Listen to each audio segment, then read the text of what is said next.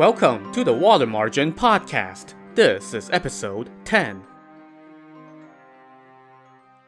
Last time, Lu Zhishen managed to get himself kicked out of the monastery on Wutai Mountain, but the abbot still looked out for him and sent him to a colleague at another monastery located in the capital. On his way, Lu Zhishen came across a manor where an old man was being forced to marry his daughter to a local bandit chieftain. Lu Zhishen told the old man he could persuade the bandit to change his mind and give up the marriage, so the old man allowed him to wait for the bandit in the bridal chamber. And of course, by persuade, Lu Zhishen actually meant, I'll make the guy think he's coming to meet his wife in the dark and then beat him to a bloody pulp, and I'll do it totally naked, just for more laughs. But when all was said and done, no one else was laughing. Not the bandit chieftain, who ran back to his mountain hideout bruised and bloodied, and especially not the old man, Grandpa Liu, who was dreading the death and destruction that will no doubt rain down on his house when said bandit chieftain returns with a vengeance. After Lu Zhishen spared everyone further trauma by putting his clothes back on, Grandpa Liu said to him, I thought you were going to talk to the bandit and convince him to change his mind. I didn't know you were going to give him a beating. Now he must have gone off to round up the rest of his men to come slaughter me and my family. Sir, don't worry, Lu Zhishen said. To tell you the truth, I used to be a major in the garrison under old General Zhong at Yan'an Prefecture. I became a monk after I committed murder. Even if we were facing a couple thousand troops, I would not be afraid, much less a few bandits like these. If you all don't believe me, try picking up my staff. The old man's workmen tried to pick up his Buddhist staff, and sure enough, they could barely nudge it. Zhishen then picked it up and twirled it around as if it were a lamp wick. Sir, you must not leave, Grandpa Liu begged. You must save my whole family. Of course, Zhishen said. I'm not going anywhere. Bring some wine for the reverend, Grandpa Liu told his men, but not so much that he won't be able to fight. Oh no, Zhishen said. The more I drink, the better I fight. Okay then. Grandpa Liu did as he said and let him have as much wine as he wanted. Meanwhile, on Peach Blossom Mountain, the top bandit chieftain was sitting in his stronghold waiting to hear news of his second-in-command's wedding night. Suddenly, he saw a few of his men rushing back in a panic, bemoaning the night as they came in. What's wrong? Why are you in such a panic? The bandit leader asked. The number 2 chief got beaten up. The leader was just about to ask for more details when his second-in-command returned. The leader looked and saw that his second's headscarf was missing, and his green robe had been torn to shreds. The second dismounted from his unsaddled horse, kneeled in front of his comrade, and said, Brother, save me! What happened? I went to the manor and went into the bridal chamber. But who knew that old donkey had hidden away his daughter and instead stashed a fat monk in her bed? My guard was down, and when I lifted the bed curtains, that bastard grabbed me and gave me a beating.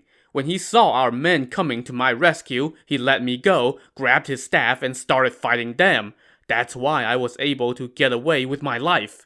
Brother, you have to help me get justice and revenge. Go rest. I'll go capture that crooked monk for you, the leader said. He then mounted his horse, grabbed his spear, and went down the mountain with all of his men. Lu Zhishen was drinking when word of this arrived. He told the old man and his work hands, Don't worry, whichever bandit I knock over, you tie them up and take to the authorities for a reward. Bring me my knife. He then removed his cassock, tied up the skirts of his robe, and hung the knife on his belt. Then, wielding his staff, he stomped out to the threshing ground. Amid the light of the torches, he saw the bandit leader seated on a horse and wielding a spear. Where is that bald donkey? Come out and settle this, the bandit leader shouted. You dirty, unflogged scoundrel, Lu Zhishen cursed. I will teach you to know me. He raised his staff and charged forward, but the bandit leader suddenly parried his blow with a spear and shouted, "Monk, hold on! You sound awfully familiar. What is your name?" "I am none other than Lu Da, a former major in old General Zhong's garrison. I have become a monk and changed my name to Lu Zhishen." So, first of all, yeah, way to blow your cover, man. I guess you're no longer on the run from the law for committing murder. And secondly, upon hearing his name, the bandit leader started laughing, and he dismounted, tossed his spear aside, clasped his hands together, and greeted Lu Zhishen. "Brother, how have you been? So it was you who gave my brother a beating." Surprised and suspicious, Lu Zhishen leaped back a few steps, pulled back his staff, and took a closer look. Under the light of the torches, he recognized the bandit leader. It was none other than Li Zhong, the tiger-slaying general, that medicine peddler who was a former teacher of Shi Jin's.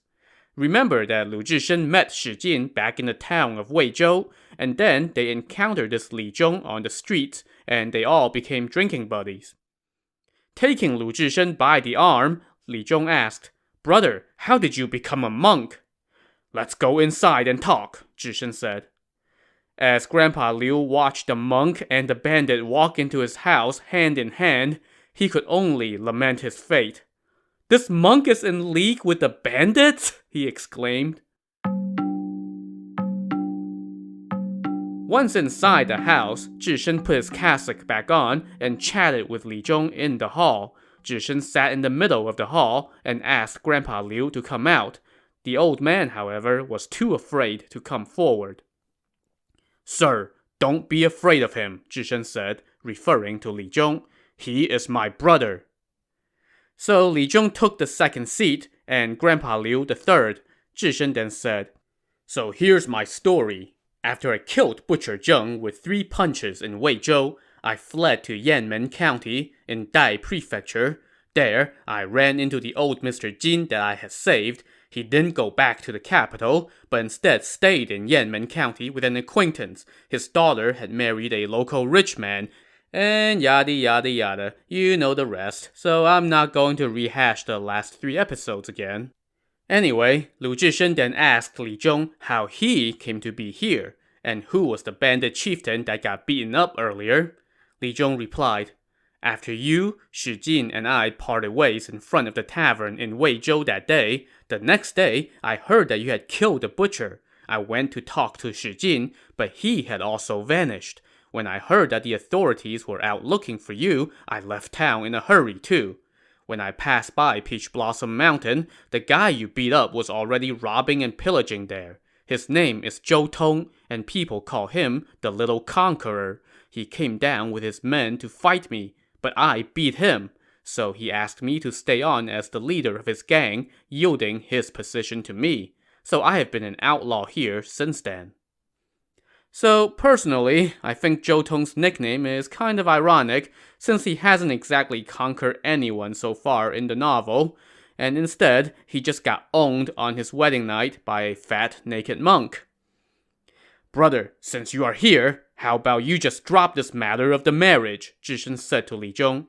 "Grandpa Liu only has this one child and needs her to take care of him. If you guys take her, he would be left all alone." Only now did Grandpa Liu breathe a sigh of relief. In fact, he was delighted, and immediately arranged some food for the 2 heroes. Even the bandit lackeys who came with Li Zhong each got 2 steamed buns, 2 pieces of meat, and a big bowl of wine. Grandpa Liu also brought out the betrothal gifts that Zhou Tong had left. "Brother Li Zhong, take these things back to him," Zhishen said. "I am putting this whole thing in your hands." "No problem," Li Zhong said. "May I invite you to my stronghold for a bit? Grandpa Liu, you come along too." So Grandpa Liu had a couple sedan chairs prepared for himself and Lu Zhishen, while Li Zhong got back on his horse. They took along Zhishen's luggage and weapons and set out at dawn. When they arrived at the mountain stronghold, Li Zhong invited the 2 of them into the assembly hall, and they all sat down. Li Zhong then called for Zhou Tong to join them. When Zhou Tong saw the fat monk sitting there, he was steamed. Brother, you were supposed to avenge me. Why did you invite him here instead and give him the seat of honor? Brother, do you recognize this monk? Li Zhong said. If I did, I won't have gotten beaten up by him. He is the person I have been telling you about, the one who killed Butcher Zheng with just 3 punches.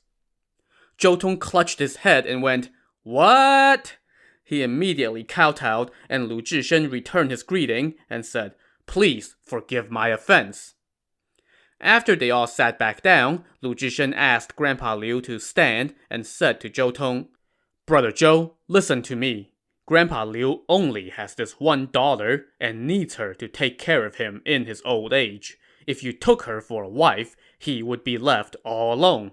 He doesn't want this marriage. So listen to me and give her up. Pick another nice girl. Your original gifts to him are all here. What do you think? Well, even if Zhou Tong did not want to give it up, what else was he gonna say? I mean, here was the fat monk who just whooped his butt, and he's buddies with the leader of the gang. I will listen to you, brother, and never go to his home again, Zhou Tong declared. A real man never goes back on his words, Zhishen pressed. To show that he meant it, Zhou Tong snapped an arrow in half and swore an oath. Grandpa Liu offered his gratitude, returned the gifts, and then went back to his manor. With that matter resolved, Li Zhong and Zhou Tong turned their attention to welcoming their guest. They slaughtered oxen and horses and put on a big feast for Lu Zhishen, and then repeated it for the next several days. They also showed Zhishen around Peach Blossom Mountain, and it was a truly remarkable place. It was wild and foreboding, with steep cliffs all around. Only one road led up the mountain, and everywhere was overgrown with tangled grass. After a few days, Lu Zhishen was, not really feeling his hosts. The problem was that Li Zhong and Zhou Tong were both kind of tightwads. Remember how when Lu Zhishen asked Li Zhong to pony up some silver to help the father and daughter who were being bullied by the butcher, and Li Zhong kind of hemmed and hawed before pulling out a paltry amount? Well, Zhou Tong was apparently cut from the same cloth, and Lu Zhishen did not care for it, so he insisted that he had to resume his journey. His hosts tried hard to convince him to stay and join them, but he said, Since I have joined the monastic order, how can I become an outlaw? Seeing that their pleas were in vain, Li Zhong and Zhou Tong said, Brother, since you are not willing to become an outlaw and insist on leaving, then tomorrow the two of us will go down the mountain, and whatever business we get, we will give it all to you as travel money. And by business, they of course meant robbing unfortunate passers-by. So the next day, they ordered the men to slaughter pigs and goats and prepare a going-away feast. They set out lots of gold and silver goblets on the tables, and were just about to sit down and drink when a sentry came to report that about a dozen men were passing by the mountain with 2 carts. Hearing this, Li Zhong and Zhou Tong rounded up their men to go conduct, business transactions. They left only 2 men to attend to Lu Zhishen. Brother, have a few cups of wine by yourself first, they told Zhishen.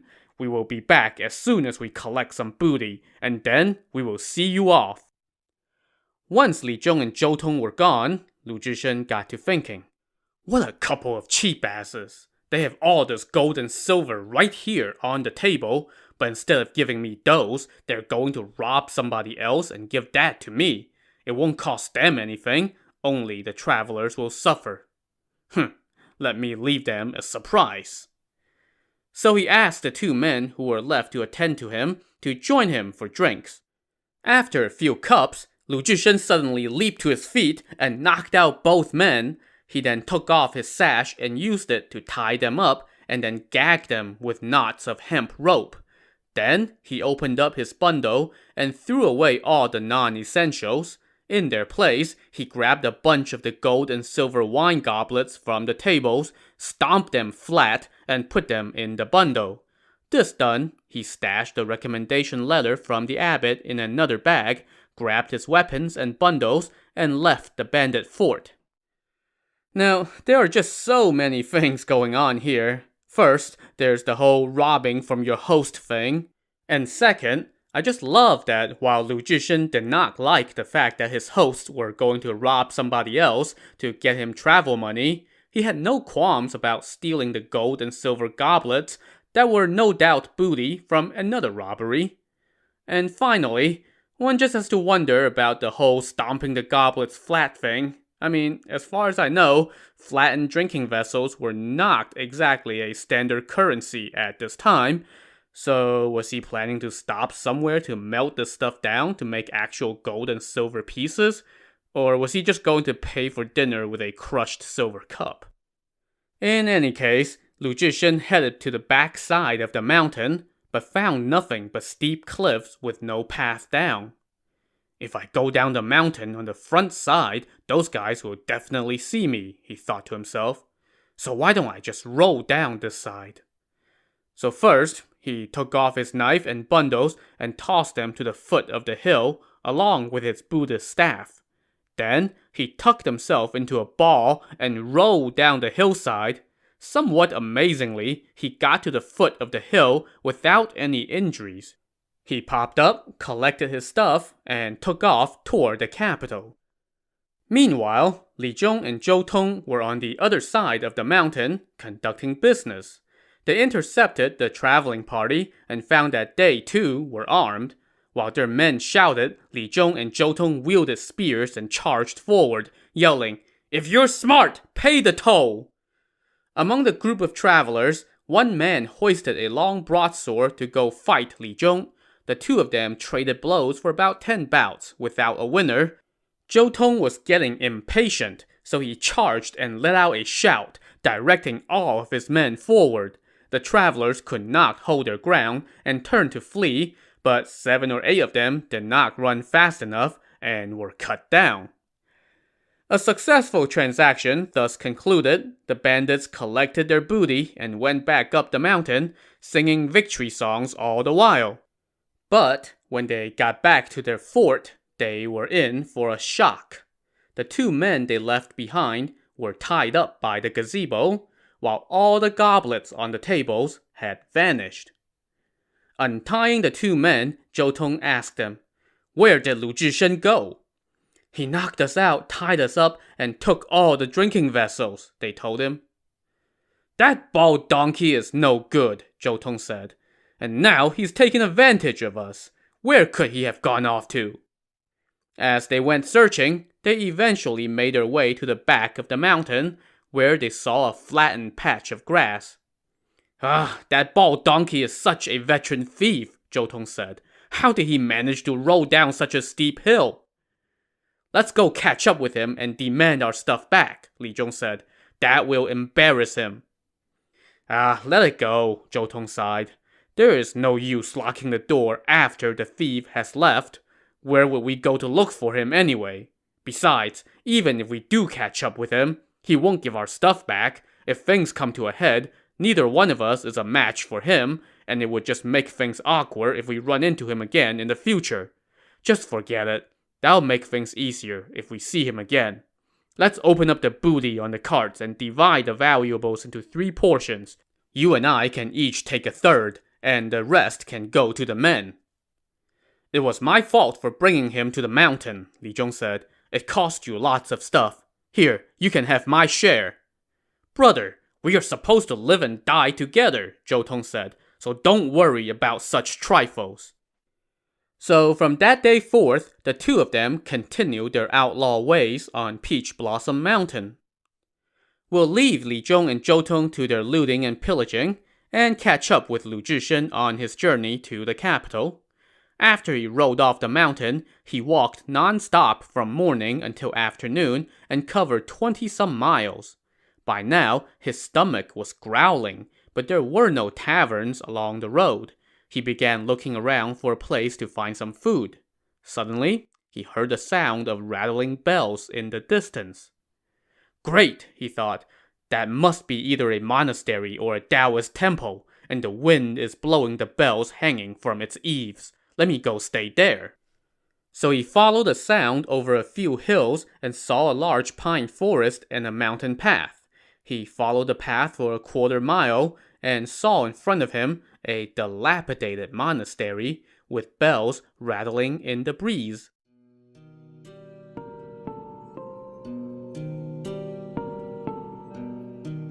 On the front gate hanged a faded vermilion sign with 4 golden characters that read, Waguan Monastery. Waguan, by the way, means crockpot, so this was literally a crockpot monastery. Lu Zhishen continued for another 50 paces and crossed over a stone bridge.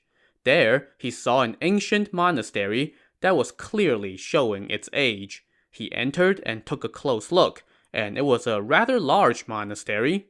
He went straight to the guest quarters, but they were missing their front doors, as well as their walls. How did such a large monastery fall into such a sorry state? Lu Zhishen thought to himself. He then went into the abbey and found its grounds covered with swallow droppings. The doors were shut with a lock that was covered with cobwebs. Pounding the ground with his staff, Lu Zhishen shouted, I am a passing monk, here to ask for some food. He shouted for a good while, but received no answer. He now made his way to the kitchen and found that it matched the rest of the monastery in its state of disrepair. The wok was gone, and the stove had collapsed. He put down his bundle in front of the idol of the kitchen god, carried his staff, and started searching around. When he turned into a small room behind the kitchen, he spotted a few old monks sitting on the floor, looking quite emaciated. Hey, you rude monks! Lu Zhishen hollered at them. Why did you not answer me when I was shouting? The monks waved their hands frantically and pleaded, Lower your voice. I am a passing monk. What's the big deal about letting me have some food? Lu Zhishen asked. One of the old monks replied, We have not had any food for 3 days. Where would we find food to give to you? I am a monk from Wutai Mountain, Zhishen said. Even if you just have kanji, I will take half a bowl. You are from a holy sanctuary, so we should provide you with food. But all the monks of our monastery have scattered, and we have not a single grain of rice. We have starved for 3 days. Nonsense! How can such a big place not have any food? Our monastery was indeed once very prosperous. Wandering monks came from all over. But then, one of them brought a Taoist priest, and they took control. They have ruined everything, and there is nothing they won't do. They kicked out all the monks. We are too old to leave, so we have no choice but to languish here and starve. What a crock! Zhishen scoffed. If a monk and Taoist priest have done such a thing, then why did you not go to the local magistrate? You don't understand. We are a long way away from any magistrate. Besides, even the authorities would not be able to stop them. That monk and the priest are quite ferocious. They are murderers and arsonists. Right now, they're staying in a room behind the abbey. What are their names? Zhishen pressed. That monk's last name is Cui, and his nickname is Cast Iron Buddha. The Taoist priest's last name is Qiu, and his nickname is the Flying Messenger from Hell. They're not men of religion. They're just robbers and thieves who are using religion as a cover. While they were talking, Lu Zhishen suddenly caught a whiff of something fragrant. He stomped to the back and saw an earthen stove where steam was seeping out through the reed cover of a pot. He lifted the lid and saw a pot of millet porridge. You old monks are damn rude, he cursed. You told me you haven't eaten in 3 days, but here I find a pot of porridge. How can you men of the monastic order lie? Seeing that he had discovered their porridge, the old monks could only lament their bad luck as they rushed to hoard all the bowls, plates, utensils, and anything else that he could use to eat. Well, Lu Zhishen was ravenous, so he was going to eat that porridge, come hell or high water. He saw a chipped old painted table covered with dust sitting next to the stove, and a light bulb went on in his head. He grabbed some hay to dust off the table, and then he lifted the pot with both hands and poured the porridge onto the table. Seeing this, the old monks rushed forward to snatch the porridge, but after just a couple mouthfuls, they were all shoved out of the way by Lu Zhishen, who shooed them away and began to scoop the porridge into his mouth with his hands. "We haven't had food in 3 days, the old monks complained. "We had just gone to the village to beg for these few morsels of millet to make some porridge, but now you have taken it from us." Lu Zhishen had just eaten a few mouthfuls when he heard those words, and they made him stop. Just then, he heard someone singing outside. After washing his hands, he grabbed his staff and went out to take a look. From behind a collapsed wall, he saw a Taoist priest wearing a black bandana, a cloth robe tied at the waist by a multicolored girdle, and sandals made of hemp. He carried on his shoulder a bamboo pole. On one end of the pole hanged a bamboo basket, and some fish and meat were poking out from under a lotus leaf. On the other end hanged a bottle of wine, also covered with a lotus leaf. As this priest walked, he sang these lines. "In the east are you, in the west am I. For you no husband, and no wife for me. Without any wife I can still get by. Without a man, how lonely you must be." Now, remember that Taoist priests were supposed to be men of religion, so this would have been a highly inappropriate ditty for a legit priest to be singing. But of course, this was no legit priest. The old monks came out and told Lu Zhishen, "That is Priest Qiu, the flying messenger from hell." Hearing this, Lu Zhishen grabbed his staff and followed the priest. Unaware of this, the priest kept walking as he headed around the walls behind the abbey. When Lu Zhishen followed him there, he saw a table set up under a green locust tree. On the table were some plates, 3 wine cups, and 3 pairs of chopsticks. In the center sat a fat monk with eyebrows that looked like streaks of smeared paint and a face as black as ink. He had bulging muscles and a dark, fat belly. Next to him sat a young woman, and they were now joined by the priest as he set down his bamboo pole. Lu Zhishen now stomped out right in front of them, startling the fat monk, or should I say, the other fat monk, who leaped to his feet and said, "Brother, please have a seat and have a cup with us." Holding his staff, Zhishen asked, "Why did you two wreck the monastery?" "Brother, please sit down and listen," the other monk said. "Tell me now," Zhishen pressed. To see how the fat monk and the priest will try to talk their way out of a butt-whooping, tune in to the next episode of the Water Margin Podcast. Also, on the next episode, we will learn about all the rungs on the Buddhist monk's career ladder. So join us next time. Thanks for listening.